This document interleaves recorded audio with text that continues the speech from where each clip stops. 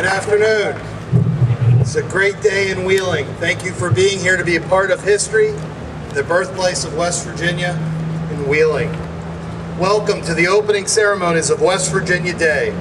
Today marks 150 years of statehood for the wild and wonderful West Virginia. What makes this day even more special for Wheeling is that this is the very spot where our state was born in 1863. Our city was essential to the formation of the 35th state and has served as the first state capital of West Virginia. Without Wheeling, there would be no West Virginia. Wheeling also has had the unique distinction of having been the capital of two states, both Virginia and West Virginia. For 2 years, Wheeling was the capital of the entire state of Virginia. We may not be the capital city today, but we will always be the birthplace of West Virginia. That's why today is so significant. It's not just for our state, but particularly this great city. That's why countless volunteers have spent the last several years planning for this day. While it's almost impossible to recognize everyone that has contributed, I'd like you all to join with me in applauding the efforts of those who made this week's events possible.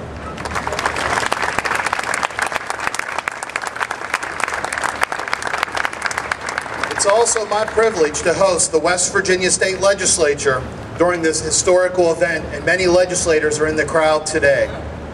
We're happy to have you here in Wheeling for this 150th celebration.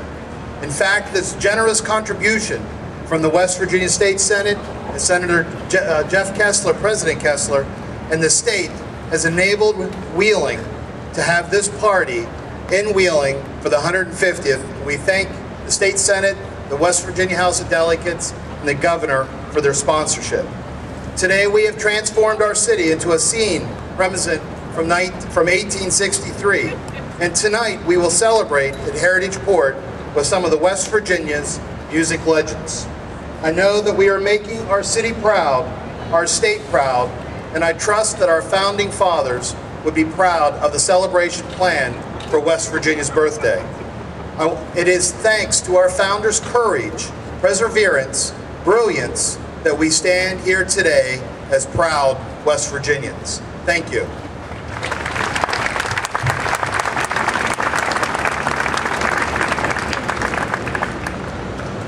Ladies and gentlemen, we are very privileged to have with us today some descendants of those statehood founders.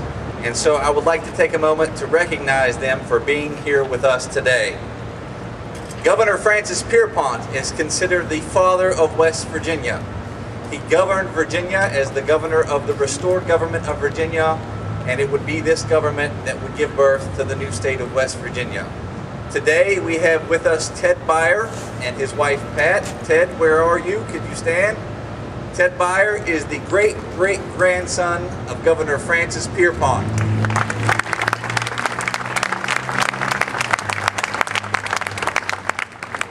Also with us is a descendant of Arthur Ingram Borman. Arthur Borman was the first governor of the new state of West Virginia from Parkersburg. And we have with us today Sally Easel, who is the descendant of Governor Arthur Borman.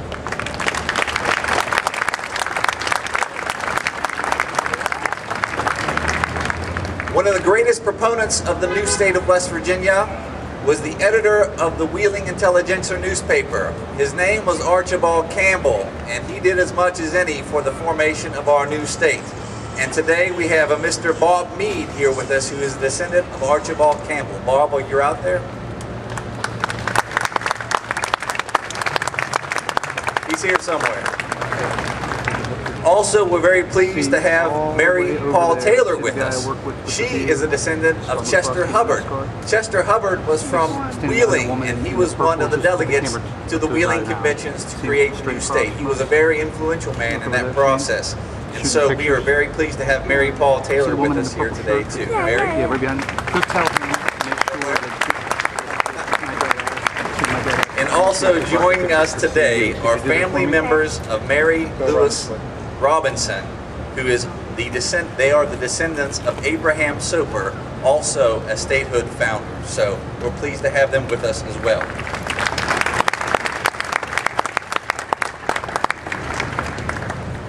Ladies and gentlemen, at this time, we would like to present to you some readings that have been sent to us by our current state leaders. It is my pleasure to present to you Senator Jay Rockefeller's comments about his thoughts on being a West Virginian. So, on behalf of Senator Rockefeller, it's my pleasure to present this to you now.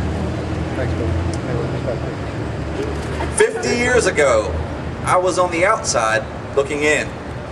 A young man in awe of a state knit so tightly and beautifully, a place whose people are so closely connected but welcomed me and shared their treasured home.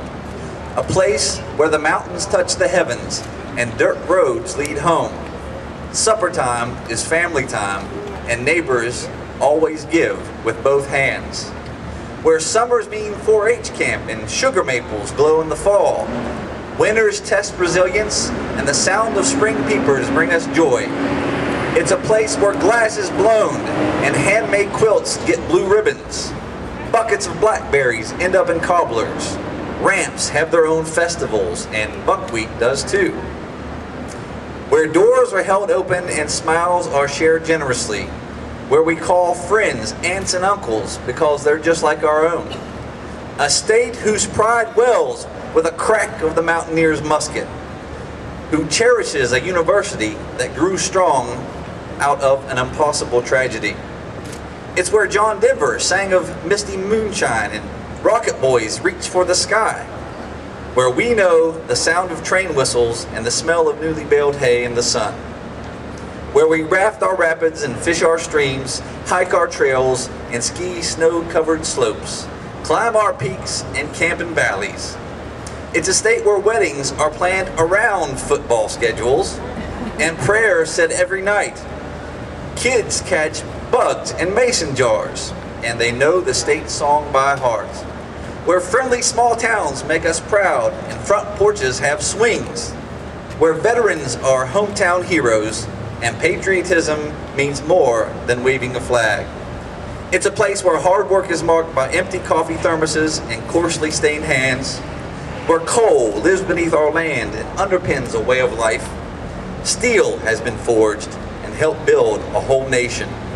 Where struggle doesn't mean defeat, it inspires us to fight harder. Where tough times bind us together and we shout our successes from the mountaintops. It's a peaceful place where the mountains hold us close and the view from outside the window reminds us we're part of a larger story, of something special. We ache for it when we're away, and we smile when the words wild and wonderful greet us at the state line. On West Virginia's birthday, I am thankful for my state. I found myself at her potlucks and in her hollows. I found my life's passion, a call to public service in her people. Work I am deeply grateful to have done for 50 of her 150 years. I found my forever home.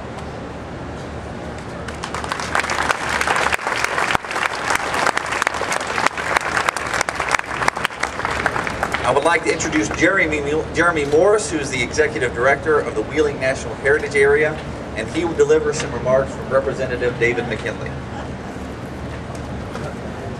Good afternoon. Congressman McKinley could not join us today as the U.S. House of Representatives is in session, but he sent the following remarks and asked me to deliver them on his behalf. My fellow West Virginians, it is an honor to join you in commemorating the 150th birthday of West Virginia's statehood.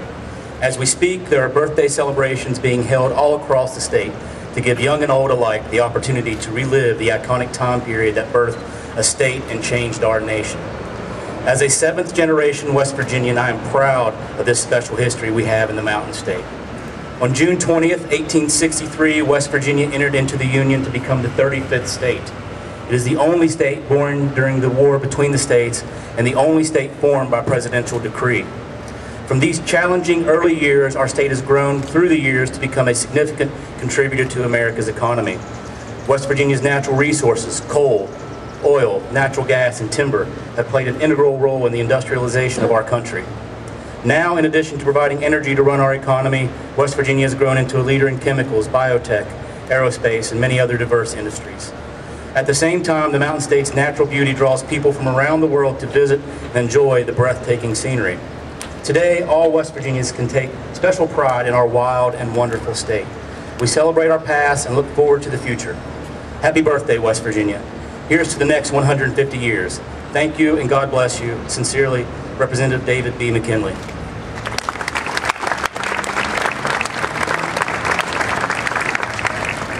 Thank you, Jeremy. At this time, I'd like to introduce to you Mary Jo Guidi, who will deliver some remarks from Senator Joe Manchin. Thank you. And also, I would like to say that the Senate is in session today, and that is why Senator Manchin is not here in person. But greetings from Joe Manchin III, United States Senator. On behalf of the citizens of the Mountain State, and as your United States Senator, it is my privilege to welcome all of you to this very special occasion of our beautiful state's 150th birthday. On this day, 150 years ago, West Virginia became the 35th state in our country with a birth that is truly unique to the rest of the nation. The Mountain State was formed by courageous men and women led by President Abraham Lincoln, who supported and fought for our independence from Virginia in order to abolish slavery and remain united with our country. Today is the day to remember and appreciate how we came to call West Virginia our home. We must take time to recognize that the loyalty, compassion, and bravery seen in the people of the Mountain State today are deeply rooted in our history. The birth of West Virginia was a time for new beginnings, a time to choose between what is right and what is wrong. Today, we also remember our state motto, "Mountaineers are always free," and appreciate the journey it took to make this motto a reality. The principles our state was built on are something we want to carry forward in our future.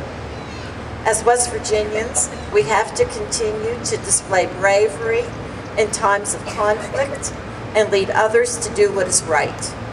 Today and every day, take time to remember those who fought for our statehood and work toward continuing to promote our goals of unity and equality.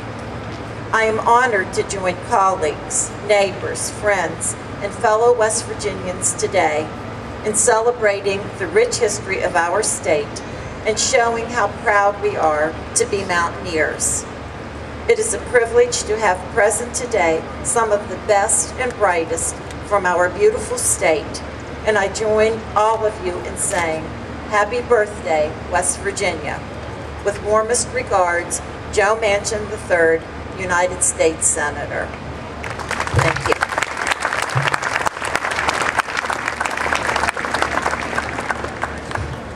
Ladies and gentlemen, on June 20th of 1863, that day represented the culmination of 2 years of efforts by our statehood founders. They met here in Wheeling, forming a new government, creating a new state. All along, there was nothing guaranteed. There were no foregone conclusions in this experiment, but they did do it and it worked out, and we are all now proud to call ourselves West Virginians. The events which transpired in this building gave birth to our state. The Declaration of Rights of the people of Virginia, what we consider our Declaration of Independence, was written and signed by the delegates in that courtroom. Our constitutional conventions were held there to draft the documents which would guide our state. The name of our state, the shape of our state were all determined in that third floor courtroom. On June the 20th, Governor Francis Pierpont would exit Wheeling and move to Alexandria. He would take his administration there to govern loyal Virginia throughout the end of the Civil War. And at the conclusion of that Civil War, he would move to Richmond, Virginia, where he would govern Virginia for the first 3 years of Reconstruction following the Civil War. On that day, on June 20, here in Wheeling, Governor Pierpont gave his exiting address. I will be pleased to give you that address. Following that, as happened that day, Governor Arthur Borman, the new West Virginia governor, gave his inaugural speech. Jeremy Richter, a playwright and actor from here in Wheeling, would deliver that speech following Governor Pierpont's speech. Daniel, is there anything you'd like to do? My fellow citizens, according to the Act of Congress of the United States and of the General Assembly of Virginia, West Virginia is today numbered 1 among the United States of America. She now composes one of that glorious constellation of states which make up our great and glorious nation. By these same acts, my official relation with you closed last night at 12 o'clock, and I should do injustice to my feelings, my fellow citizens, on the present occasion, did I not acknowledge the profound gratefulness of my heart to you and to all the people that are loyal that compose this state for the honor and forbearance that I have received at your hands. 2 years ago, lacking 2 days, in the dark hour of our section's history, when we looked at each other's faces and were ready to ask what would be the next event to threaten the destruction of this nation and of this section of the state, surrounded by strong arms and brave hearts, you conferred upon me the official relation that I have occupied to you since that time. My fellow citizens, I confess that then hung over my heart the darkest pall that ever shrouded it.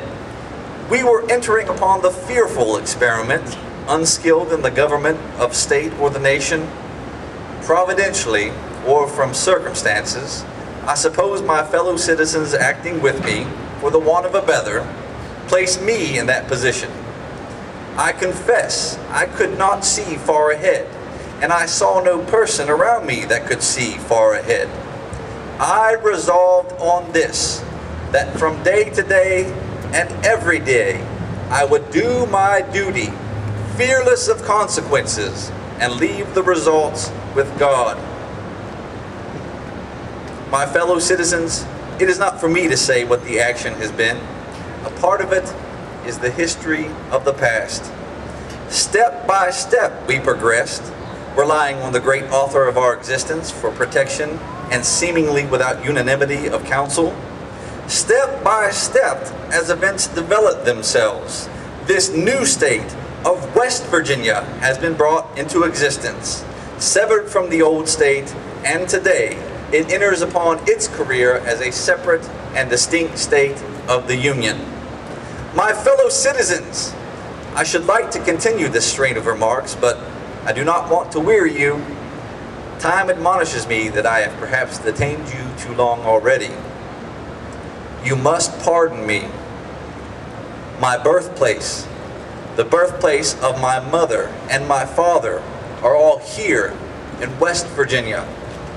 All my rights and all my interests and all my associations and all that I have are here with you. God, in His providence, has called me to another field of action. I go to Virginia, to Alexandria, for the purpose of doing what I can there to suppress the rebellion, to restore law and order, to secure the rights of free men in that sacred soil. Relying upon His mercy, upon His kindness, I shall do all that I can, whether that be much or whether that be little, to encourage my fellow citizens and suppress this unholy rebellion. I leave with you, my friends, all my relatives, all my property for your care and protection. If all of these are destroyed in the conflict, then let them go, so only the country is saved. My only exhortations to you: lose not your sacred liberties. Never abandon that flag. Never yield the rights of free men. Fight as long as there is a mountain to present a site for a battery, or a grotto remains to serve as a rifle pit. West Virginia, rally! Rally! Good. And never give up the ship! Good.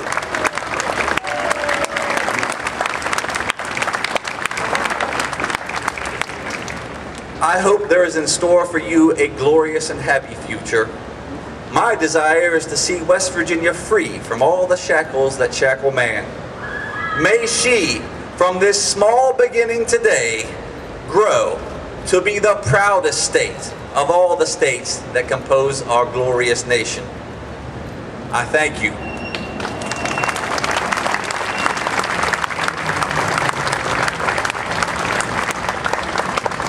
Citizens, I will now introduce to you the governor-elect. Fellow citizens, I now have the honor of presenting to you the Honorable Arthur I. Borman, the elected governor of the state of West Virginia. He is a man worthy of your confidence.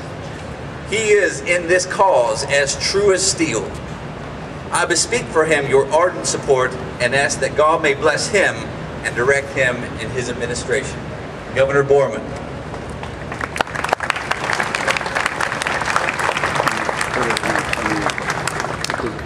Fellow citizens, to be permitted to participate in the most humble capacity in the organization of the state of West Virginia would be an honor. But to be called by the unanimous voice of her people to accept the highest office in their gift, at a time of so much difficulty and danger as the present, excites in my heart the profoundest gratitude for the confidence thus placed in me. In taking upon myself the solemn obligation I am about to do, I am fully aware of the great responsibility that it imposes on me. I hope in years to come to remember the ceremonies of this day with pride and pleasure, not only for the part that I have taken in them, but as a celebration of the most auspicious event in the history of this new state. West Virginia should long ago have had a separate existence. Eastern Virginia has always looked upon our western mountainous portion as an outside appendage, a territory in state of pupillage. And they have thus treated us as strangers. We have always been two different people. There has been little connection between us, commercial or social. Our markets, our trade, are to the north and west of Virginia. Between us stand the grand Allegheny Mountains, and our rivers flow to the north and west. We have had nothing to do with the eastern people, except that our senators and our delegates have traveled down to Richmond to sit in the legislature. To make the separation more complete, Eastern Virginia has adopted the fatal doctrine of secession, while the West has spurned and rejected it as false and dangerous in the extreme. And now today, after long and weary years of insult and injustice, culminating on the part of Eastern Virginia's attempt to destroy the national government, we have the proud satisfaction of proclaiming to all that we are a separate state in the federal union.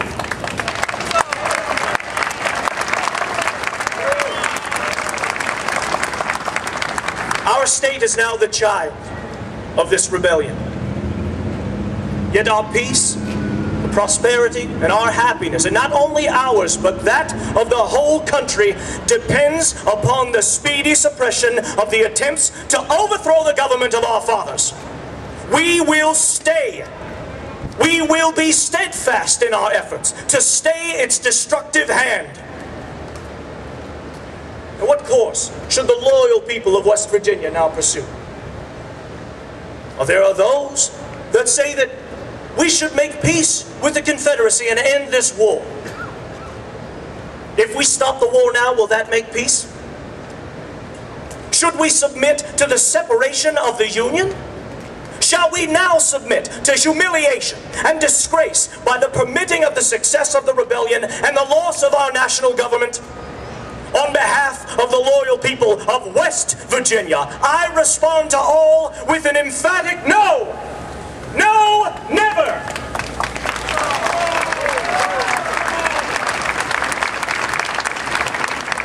We have suffered much already, but we will do more, and suffer for years to come if need be, rather than consent to dissolution of the Union, which would be nothing less than the surrender of the last hope on the face of the earth.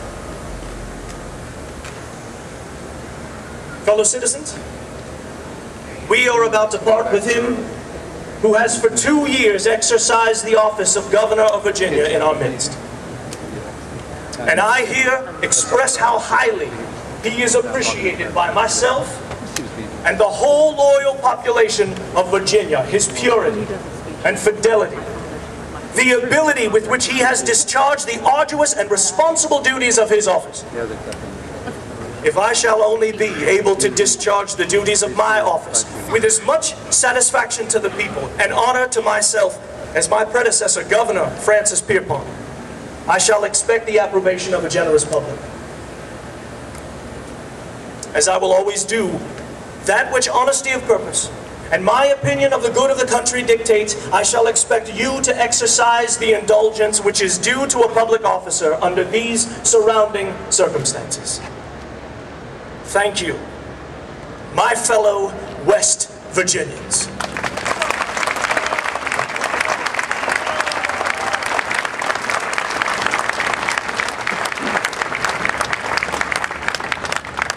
Ladies and gentlemen, it was just pointed out to me that we do have another very important descendant here. Michael Hayhurst has joined us today, and he is a descendant of General John J. Jackson and Judge John J. Jackson Jr., who for 44 years presided in that courtroom. So I did want to recognize him here today, and the Jacksons.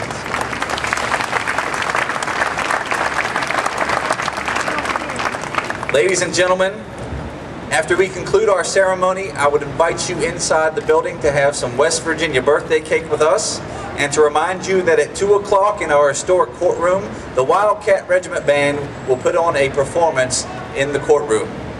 So please join us for that.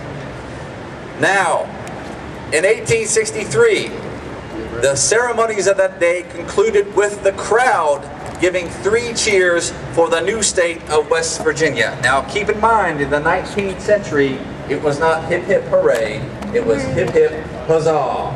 So I will invite you to participate in the recreation of that moment from 150 years ago. Are we ready? Hang on a minute. Hip hip! Hip hip! Hip hip!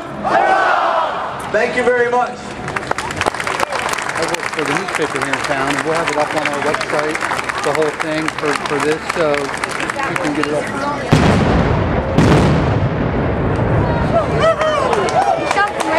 Yeah, right over there. Some of these guys are from public broadcasting, some are from like Grimley Productions. They would probably charge you, but you might want to, I don't know.